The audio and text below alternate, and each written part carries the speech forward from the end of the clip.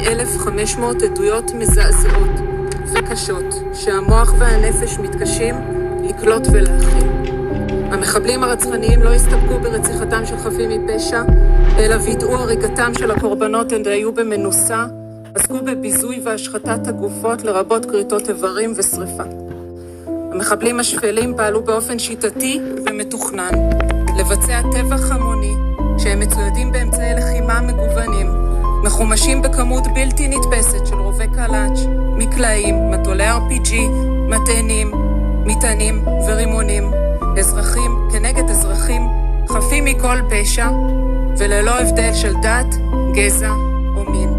השמדה המונית של כל מי שנקרא בדרכם. החקירה עוסקת גם באיסוף ראיות אודות עבירות מין שבוצעו כלפי הקורבנות ומנוהלת בשיתוף פעולה עם משרדי הממשלה, משרד הבריאות והרווחה, צה"ל, המכון לרפואה המשפטית, איגוד מרכזי הסיוע לנפגעי ונפגעות תקיפה מינית, חוות טיפוליות ופורומים אזרחיים. היקפי מעשי הטרור הינו בלתי נתפס, הן מבחינת כמות הנרצחים והפצועים והן מבחינת הזוועות, הביזוי, ההשחתה, הרוע, האכזריות, אותן ניטיבו לתאר העדים, ואני מתנצלת מהתיאורים הקשים. ניצול ממסיבת נובה באודטו.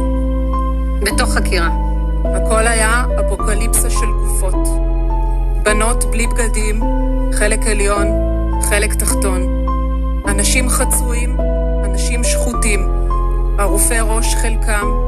היו שם בנות שפשוט שברו להם את האגן, מרוב שאנסו אותם. הם היו בשפגת פסוקות רגליים. מחלץ שסייע בחילוץ ניצולים מהמסיבה תיאר, היו גופות בכל מקום. מאות גופות, פצועים, ראיתי נשים מרומות, יש מישהי שאני זוכר, כדור ירוי בחזה שלה.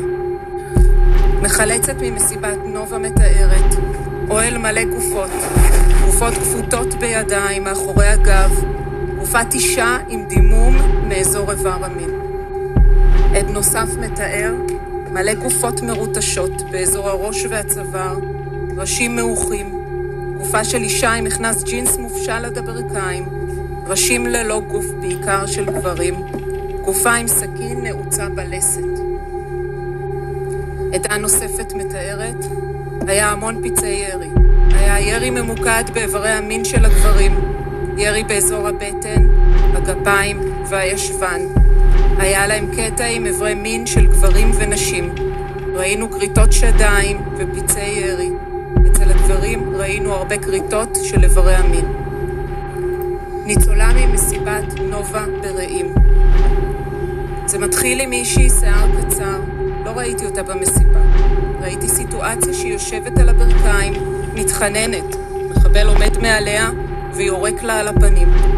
הבנתי שזה פלאפון, הוא מצלם, וכנראה אז הוא יורה לה בראש.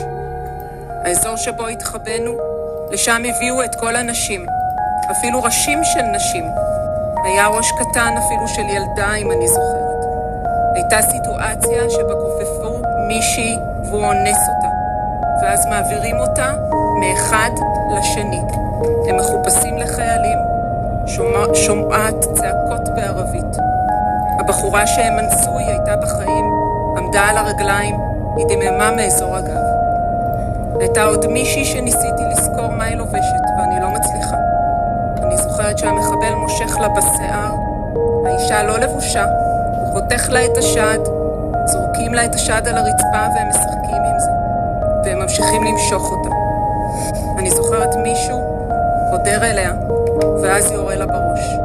הוא לא מרים את המכנסיים, הוא יורה לה בראש שהמכנס שלו למטה. עדות נוספת מכוחות חילוץ והצלה שמתייחסת לבית באחד מהיישובים. בתוך המקלחת הייתה גופה של אישה כפותה. היא הייתה בלי לבוש תחתון. הגופה הייתה בפינה וקשורה בידיים. אחר מתאר, ראיתי אישה מבוגרת עירומה ללא תחתונים. עד נוסף מתאר, בין הבתים מצאנו גופה. מתוך ההריסות ראינו רק את הראש והצוואר. הפה היה קשור בסוג של בד. הבנו שהגופה עירומה. הזוועות הללו הינן קומץ מצומצם וקטן, מתוך העדויות המזעזעות והקשות, המתארות את הפשעים המתועבים נגד האנושות, תיאורים שבן אנוש מתקשה לעכל ולהכיל.